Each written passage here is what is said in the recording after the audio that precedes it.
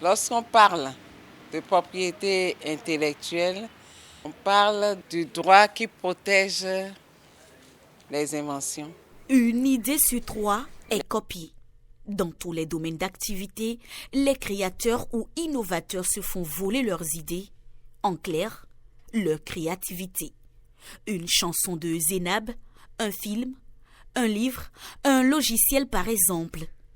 Personne n'a le droit de les copier ni les diffuser sans l'accord des auteurs. Leur survie en dépend. Difficile pour un artiste de vivre de son art lorsqu'il est piraté. C'est un droit que tout créateur, innovateur, chercheur, inventeur doit pouvoir revendiquer sur sa création.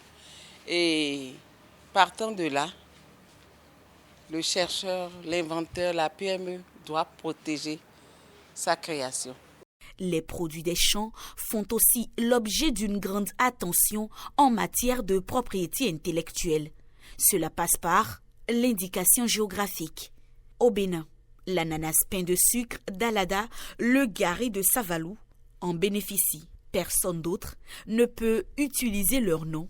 Cela évite la contrefaçon et ça valorise nos producteurs. Si la journée a été instituée, c'est pour quand même montrer les efforts que font les inventeurs, les créateurs et en même temps montrer, expliquer l'importance de la propriété intellectuelle.